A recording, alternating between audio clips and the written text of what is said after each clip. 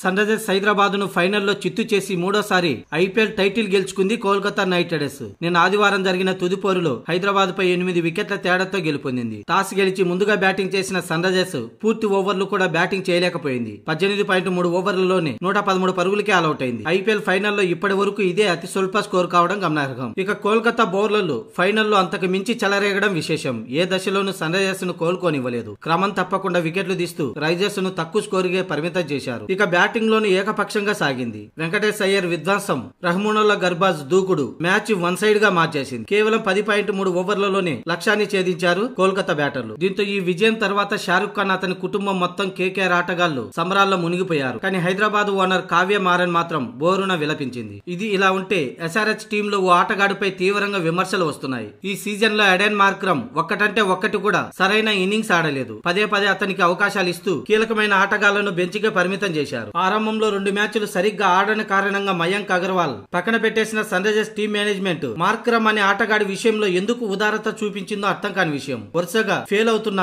Final match లో కూడా అతనికి అవకాశం కల్పించారంటే ఎంతటి తప్పుడు నిర్ణయం తీసుకున్నారో మేనేజ్మెంట్ కి అర్థం కావాలి. రెండో క్వాలిఫైర్ మ్యాచ్ లోను బాధ్యతమైన ఇన్నింగ్స్ ఆడాల్సిన సమయంలో ఒకే ఒక్క పరుగు చేసి అవుట్ అయ్యాడు. అతడు మాత్రమే కాదు, అబ్దుల్ సమద్ కూడా పెద్దగా ప్రభావం చూపించలేకపోయాడు. దీనివల్ల హైదరాబాద్ భారీ మూల్యమే చెల్లించుకుంది. అయితే హైదరాబాద్ టీంలో గ్లెన్ ఫిలిప్స్ అనే విధ్వంసకరమైన ఆటగాడు ఉన్నాడు. న్యూజిలాండ్ కు చెందిన ఈ ఆటగాడు సుడిగాలి ఇన్నింగ్స్ ఆడడంలో దిట్ట. అందులోనూ బౌలింగ్ కూడా చేయగలడు. మెరుపు ఫీల్డింగ్ తో ప్రత్యర్థులను బెంబేలెత్తించగలడు. అయితే అటువంటి ఆటగాన్ని పక్కన పెట్టి ఎటువంటి ప్రభావం చూపని మార్క్రమ్, అబ్దుల్ సమద్ వంటి వారిపై హైదరాబాద్ జట్టు మేనేజ్మెంట్ అవకాశాలు ఇవ్వడం పట్ల తీవ్ర విమర్శలు వినిపిస్తున్నాయి. మొత్తానికి మేనేజ్మెంట్ చేసిన ఈ తప్పిదంతో ఫైనల్ ఓడిపోయి భారీ మూల్యమే చెల్లించుకున్నారు. ఇదే విషయాన్ని సునీల్ గవాస్కర్ సైతం అభిప్రాయాన్ని వ్యక్తం చేశాడు. గ్లెన్ ఫిలిప్స్ గత సీజన్ లో మంచి ఇన్నింగ్స్ ఆడాడు. అలాంటి ఆటగాన్ని ఈ సీజన్ లో బెంచ్కే పరిమితం చేయటం, అందులోని కీలకమైన ఫైనల్ మ్యాచ్ లో అతని లేని లోటు సన్ రైజర్స్ కు తెలిసి వచ్చిందని గవాస్కర్ సైతం అభిప్రాయాన్ని వ్యక్తం చేశాడు. ఇక ఫ్యాన్స్ అయితే ఏకంగా గ్లెన్ ఫిలిప్స్ అతడేమైనా టూరిస్టా, అలాంటప్పుడు ఎందుకు కొన్నారు, ఫైనల్లోనూ బెంచ్కే పరిమితం చేస్తారా అంటూ తీవ్రంగా ఎస్ఆర్హెచ్ మేనేజ్మెంట్ పై ఫ్యాన్స్ ఫైర్ అవుతున్నారు.